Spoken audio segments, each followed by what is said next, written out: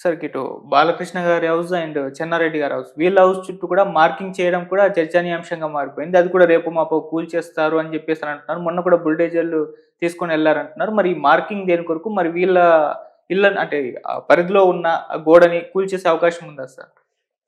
అది అంటే road number 12 widening చేయాలని. అవును. చెక్ పోస్ట్ వరకు. హ్మ్. ఎందుకంటే రద్దీ ఎక్కువుందని. హ్మ్. రద్దీ ఎక్కువుంది. ప్రయాణాలు సాగడం లేదు. రద్దీ తగ్గించాలంటే రోడ్డు వెడల్పు చేయాలని. హ్మ్.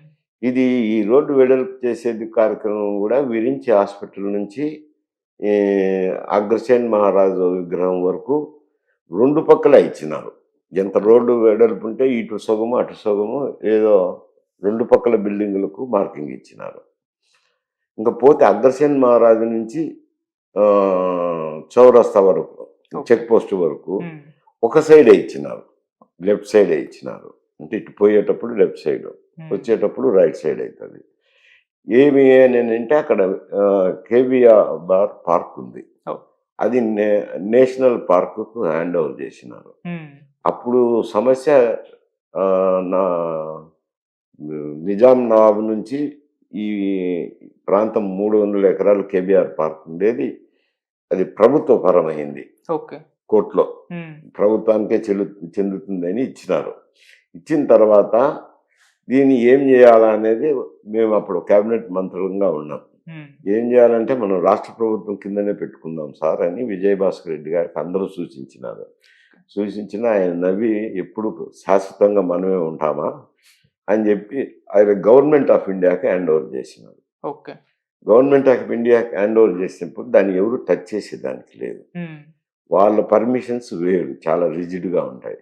ఇప్పుడు అక్కడ కూడా 2 పక్కల చేసేదానికి, కేబీఆర్ పక్క చేసేదానికి గవర్నమెంట్ ఆఫ్ ఇండియా పర్మిషన్స్ కావాలి. డిలే అవుతాయని చెప్పి అగ్రసేన్ మహారాజు నుంచి చెక్ పోస్ట్ వరకు ఒక సైడే ఇచ్చినారు. ఓకే.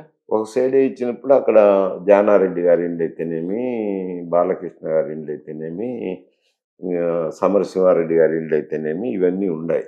మార్కింగ్ ఇచ్చిందైతే బీఆర్ఎస్ గవర్నమెంట్ ఉన్నప్పుడే వైడనింగ్ చేయాలని కొంత మేరకు ఇచ్చినారు. ఓకే.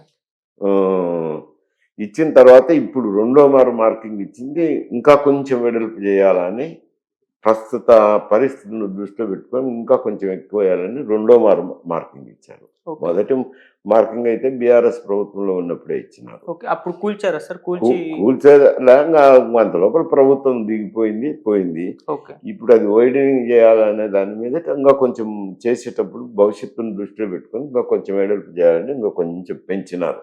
ఓకే. అదే వెడల్పు పెంచినారు. ఓకే. సో, దీని పట్ల బాలకృష్ణ గారైతే అప్పుడు అసంతృప్తి అయితే వ్యక్తం చేశారు ఆ రోజు. మరి దీన్ని ఆపే ప్రయత్నం ఆయనకున్న ఇన్‌ఫ్లూయెన్స్ వాడి చేస్తారా సార్? అంటే ఆ దిశగా ఆయన అడుగులు వేస్తారని కూడా అన్నారు. అనేదేముంది, అది ఎవరైనా కానీ రోడ్డు వైడనింగ్ పోయినప్పుడు కాంపెన్సేషన్ ఇస్తుంటారు. ఓకే. కాంపెన్సేషన్ తక్కువ ఉంటదనుకోండి, మార్కెట్ రేట్ కంటే కాంపెన్సేషన్ తక్కువ ఉంటది. హ్మ్. ఇస్తారు. ఇప్పుడు నేను కూడా ఒక బిల్డింగ్‌లో అప్పుడు పాతగా గతంలో రోడ్ నెంబర్ 2లో సంసారం ఉన్నప్పుడు నాది 100 గజాలు పోయింది గదా! హ్మ్. నాకు ఇది ఇచ్చారంతే. ఓకే. ఎసెప్ట్ ఎక్కువ ఇచ్చినారు. ఓకే. కాంపెన్సేషన్ గూడా ఎయలా. బిల్డింగ్ కట్టుకునే దానికి ఎసెప్ట్ పర్మిషన్ ఎక్కువ ఇచ్చినారు. ఓకే. సరే ఇంక పోయింది. ఇంక దానికి ఎవరేమేం చేస్తాం. హ్మ్. అందరూ సాటిస్ఫై అవుతారు. అయినా రోడ్ నెంబర్ 2లో ఉన్న చేసినారు గదా! ఆ రోడ్డు హ్మ్. గూడా వైడనింగ్ చేసినారు గదా! అంతకుముందంతా సింగిల్ లేన్ ఉండే, అది 4 లేన్ అయ్యి ఇప్పుడు 6 లేన్ అయింది.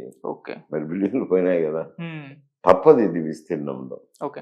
అంటే ఇది జనాల్లోకి ఏ విధంగా వెళ్తుంది సార్? అంటే బాలకృష్ణ లాంటి ఉన్నవాళ్ళైనా పర్లేదు కూల్చేస్తున్నారు ఈ గవర్నమెంట్ అన్న పాజిటివ్ వేలో వెళ్తుందా? లేకుంటే ఇది కూల్చివేతల అయితే ఈడ గవర్నమెంట్ నెగెటివ్ వేలో బాలకృష్ణ, వెళ్తుందా? ఒక జానారెడ్డే కనపడరు గదా! అవును.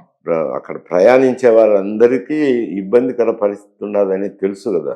ఓకే. ఆ రూట్‌లో వెళ్ళే వాళ్ళందరికీ తెలుసు. సాయంకాలం అయితే వెహికల్స్ కదలనే వెహికల్స్. కదలవు. హ్మ్. ఆ ఇబ్బందికర పరిస్థితి ఉంది. దాన్ని బట్టి రియాక్షన్ ఉంటుంది. Okay sir. Thank you so much sir.